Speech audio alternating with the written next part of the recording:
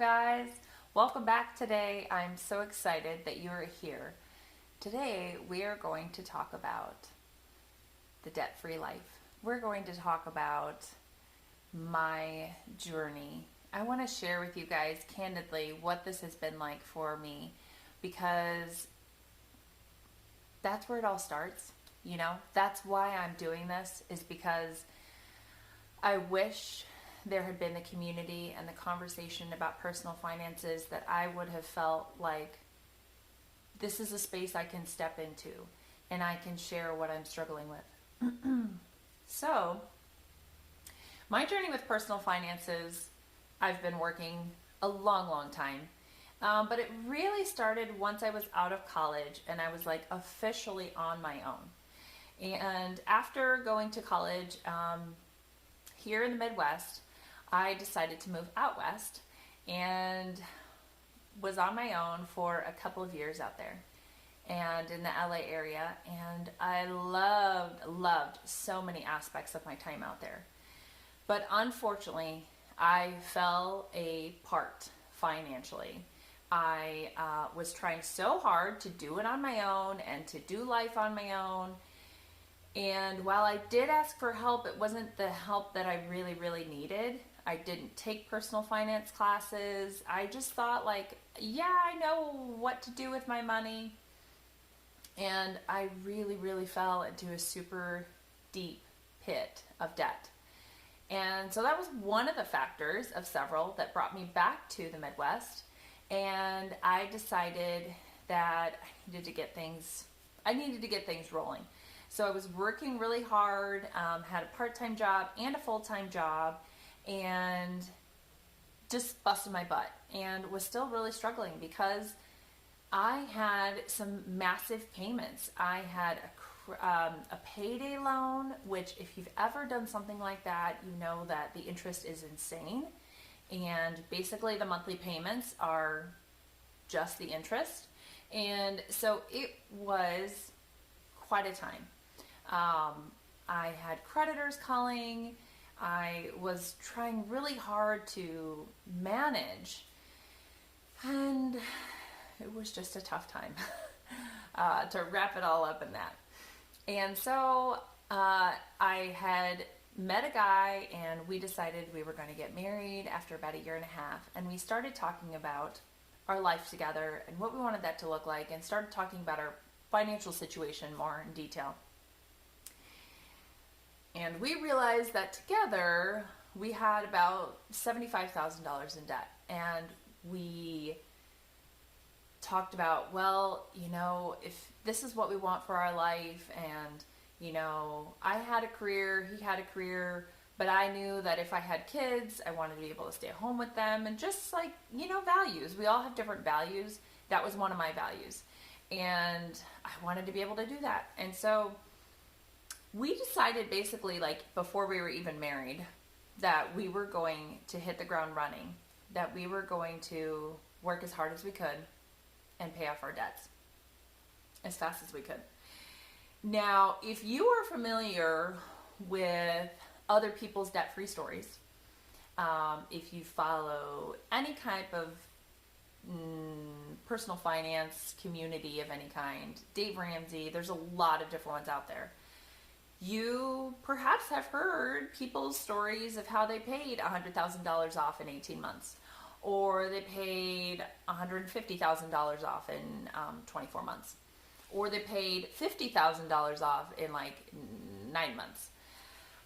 Let me just say, that was not our experience. And we worked super diligently, but it ended up taking what we thought was going to be a 2 to 2.5 year journey, ended up taking over 5 years, partly because my income went down, and that was due to having kids. And we hit bumps along the road, and life happened, but we could not let go of this dream to let go of our debts, to be done, to be able to say whatever income comes in, this is where we want to spend it. We want to be able to give. We want to be able to save. We want to be able to take cash vacations with our family. And we do not want a cent of it going out the door to our creditors. And so we just kept at it, and we decided that we were going to go for it. And let me tell you, it was a wonderful, wonderful, wonderful thing to finally be able to say, we're debt free. Now, along the journey, we have had our house. So when I say for us that we are debt free, that means we've had no unsecured debt in the last 5 years. We spent the first 5 years of our marriage getting rid of that debt. The last 5 years, we've been building up our emergency savings. We've been investing, doing a number of other things. And both of us on the last year or two has been on our own entrepreneurial journey. So that is what kind of in a nutshell, what it's been like for us. Now, let me say some of the massive benefits. If you are in a committed relationship and you are trying to do finances with that person, you know how hard it is, right? It's tough. And it was so hard getting on the same page. Even though I shared that vision with my husband, the way we were going to do it and like how we were going to budget and all of that, like there was so many things to work out.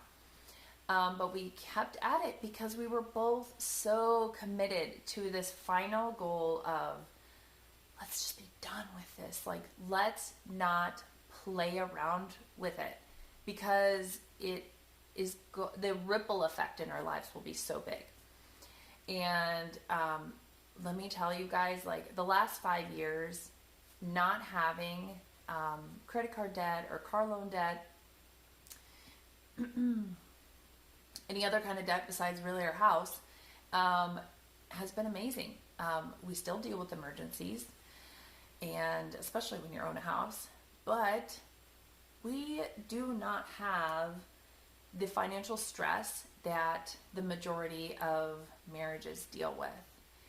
And like when I stop and think about that being our reality, and I stop and just kind of think about like, gosh, that's not a normal thing. Like we can have a conversation about money or an emergency happens, or like tires bust and like you have to replace 2 at the same time even though 1 isn't working. Things like that, like it's never, you're kind of dealing with the emotions of the situation, but we're never, ever does it come into play, oh my gosh, how are we going to pay for this? Like either what cash are we going to put at this, or like what, okay, we'll just put on the credit card. Oh wait, like that one is full, or oh gosh, we just paid that one off. Like there are just so many variables that are not part of our story since we've paid off that debt. And both of us have just been super passionate about coming alongside other people and talking with them and helping them to figure out what their journey can look like, and can we change it? And is that possible? And I'm here to tell you it is so possible, because the more stories that I read about people who are on this journey themselves, or they've made it happen and they have a successful, positive, thriving relationship with their money, it just like makes me more and more a believer of like, okay, this wasn't just like, we weren't just like 1 in 100 people, or there's like a few hundred families out there that are doing this. There are multiple people with so many different stories and so many different backgrounds who are doing this. And I just think that it's so important to be able to say that it's possible. Because when I read the statistics, I'm a little bit of a like research statistics geek, I guess.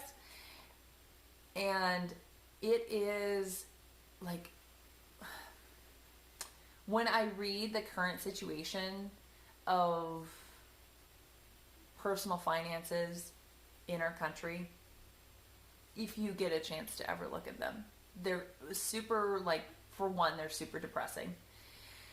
And two, the second emotion I feel is always anger, extreme anger, because one, I think so much of the situation in our country is due to financial illiteracy. We don't know what we don't know. And that was the case for me. I thought I knew how to manage my finances, but gosh, when it came down to it, like I actually didn't. And I get so upset because, this is kind of a new crisis in our country. Credit cards and the availability to finance and like credit your way into any purchase is kind of a newer trend, that hasn't been around for a super, super long time.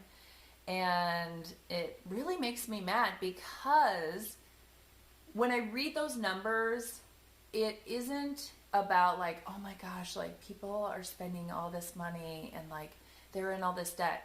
What goes through my mind is I see like families, I see marriages, I see partnerships, I see single people who, like myself, were like drowning and feeling so hopeless.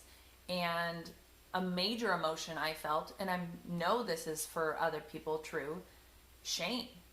I sure as heck am not going to tell anybody what a horrible mess I'm in. So, you know what? I'm just going to tamper it down and I'm going to keep it under wraps and I'm going to manage things as possibly private as I can and just look really good on the outside and let people know like how horrible and stressed out I am about my finances, my finances, whatever your situation is.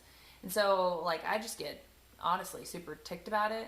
I said the other day, I was like, I get pissed off about this situation because it doesn't have to be that way. Now, I'm not expecting every family's personal finance situation to look the same because it's called personal for a reason, right? Everybody has a different scenario that they're working with. But our relationship with money, and yes, it is a relationship, does not have to look insane. It does not have to feel crazy. It does not have to be hopeless. It does not have to be those things. Instead, it can be a healthy, thriving, good relationship with money where you understand what you're doing with your money. You know what money's coming in, where it needs to go, whether that's a weekly basis or a monthly basis. Again, it's personal because it's what works for you. And so it's big for me. And I think that so many fantastic money resources out there fall short in one area. They're fantastic how-to books. And those, like I said, financial literacy, we need to have those. But where I think a lot of us struggle with, for me, I know what to do with my finances. Like I know how to, balance my checking account and things like that. Back in the day when you used to balance a checkbook. But what I was missing in my life was, why is it important to be budgeting? Why is it important to be making various money decisions? Why is it important to start investing in your 20s? Why is it important to be giving? And not important so much, but like, what was my personal why? And I did not have a vision for my life. I thought I did, but I wasn't really serious enough to be like, okay, 5 years down the road, like, this is what I want for myself. So if I want that, let's take it closer. If I want that in 1 year, then what do I need to do now so that I can have that?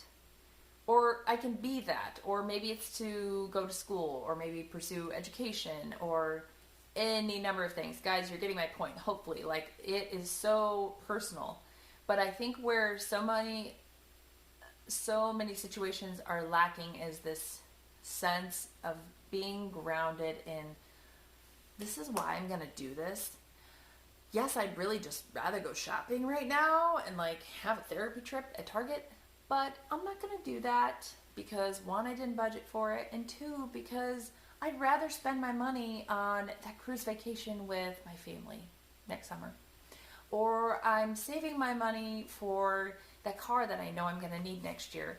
And I can do that now. I can prepare for that now, so that when my card does break down, like I know it probably will, I'm not dealing with all of this extra stress of like, oh my gosh, I created this situation of emergency and I could have really avoided it. So there's so much that I want to be sharing with you guys through this channel. And Boss Your Dollars, like that is just like, it is what it is. You guys, we all work so hard for our money, and there's so many different ways that we can steward our money.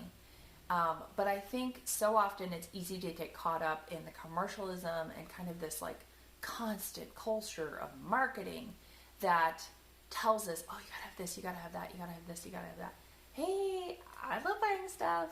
I love buying stuff, but I don't do it without thinking about, do I have money for that? And if I do I need to spend it somewhere else, or no, I'm going to use it now because I chose to use it now. And I think that's where a lot of it comes back to, is like this, I'm choosing this now. I'm not just like going to respond to this, oh my gosh, this is an amazing sale and I literally cannot pass this up. Yes, you can. Yes, you can pass up that sale. Because guess what? No matter how much you actually saved at that sale, if it was 50% off, let's say you saved $30 and only spent $15, right? Well, you could have saved that money by not spending it at all and using it on something else.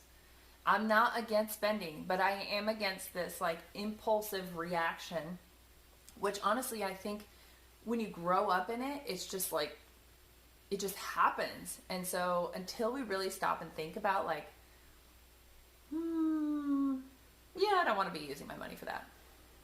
You know, if we kind of let the impulse kind of float by, it fades away. And then you're like, okay, yeah, not a big deal. On to the next thing. So we're going to be talking a lot about the why. And the why for you, what that looks like, what's important to you, where your values are. And are you using your money so that it gets you to where you want to go? Whether that's goals for your family, goals for you, things you want to do with your kids as they grow up. Like, you want to have those options, right? And so when we misuse our money in the present and we don't take into account what we need in the future, we lose out on those options. Really, in essence, we're taking away those options from our own self.